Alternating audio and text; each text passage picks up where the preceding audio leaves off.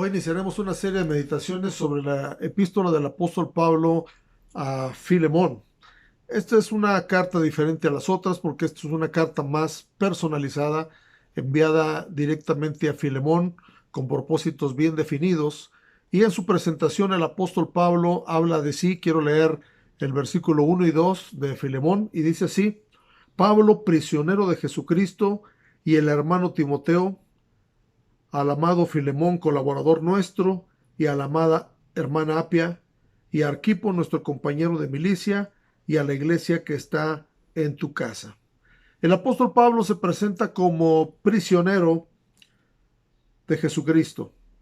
Esto nos habla de que el apóstol Pablo estaba consciente de que parte de su encomienda, su ministerio, era sufrir por causa de Cristo. Y él mismo lo menciona en Efesios capítulo 3, verso 1, dice: por esta causa yo, Pablo, prisionero de Cristo Jesús, de Cristo Jesús, por vosotros los gentiles.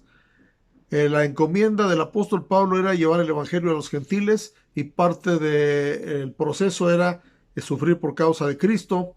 Pero notemos aquí un apóstol Pablo sano en la fe y en sus emociones, porque no se consideraba preso de Roma, ni se quejaba de Roma, no se consideraba preso de nadie más, sino de Jesucristo, por causa de Cristo.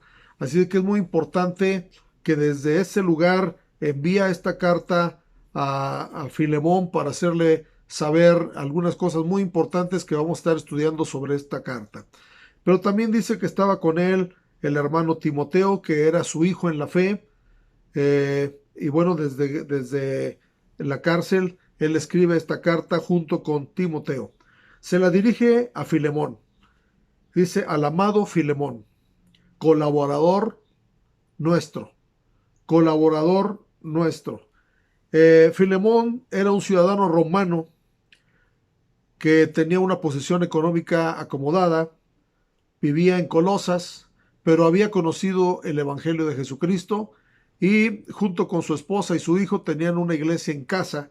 Su esposa se dice que era la amada Apia, Apia, que se dice que era la esposa de Filemón. La palabra Apia quiere decir fecunda, era una mujer productiva. Y también menciona a Arquipo, que lo menciona como compañero de milicia. Se dice que Arquipo era hijo de Apia y de Filemón, y que junto con el apóstol Pablo había peleado la buena batalla en otras ciudades, en otros lugares. Colosenses capítulo 4, verso 17 dice así: decid, Arquipo, mirad que cumplas el ministerio que recibiste en el Señor. Es decir, tenía ya experiencias en la predicación de la palabra y en el pelear la buena batalla como buen soldado de Jesucristo. Y menciona al final a la iglesia que está en tu casa. La iglesia en casa es muy importante.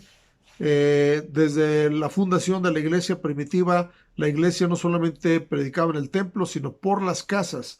Dice Hechos capítulo 5, verso 42, y todos los días en el templo y por las casas no cesaban de enseñar y predicar a Jesucristo. Creo que en estos tiempos estamos retomando o volviendo a lo esencial, porque hoy la palabra de Dios se está predicando en las casas, a través de los medios de comunicación, a través de grupos pequeños en cada hogar, donde se adora a Dios, donde se predica la palabra de Dios, donde se comparte la comunión. Así es de que esta costumbre de reunirse en las casas es muy importante y debe ser importante para nosotros. Voy a poner algunos ejemplos. Por ejemplo, a la epístola a los Romanos capítulo 16 verso 5 dice: saludad también a la iglesia de su casa, saludad a Epeneto, amado mío, que es el primer fruto de Acaya para Cristo. Saludad también a la iglesia de su casa. La iglesia en Corinto también, primera de Corintios 16, 19, dice: las iglesias de Asia os saludan, Aquila y Priscila con la iglesia que está en su casa os saludan mucho en el Señor. Es decir, era una práctica muy común, y bueno, tenían razón, porque nuestro Señor Jesucristo dijo que donde están 2 o 3 congregados en mi nombre, ahí estoy yo en medio de ellos. Entonces, donde están 2 o 3 reunidos en su nombre, ahí se forma una iglesia. Deseo que cada casa de cada creyente sea una iglesia, un lugar en el cual se adore a Dios, se lea la Biblia, se tenga comunión, porque ese fue el principio que se sembró desde la iglesia primitiva. ¿Qué vamos a aprender en esta epístola del apóstol Pablo a Filemón?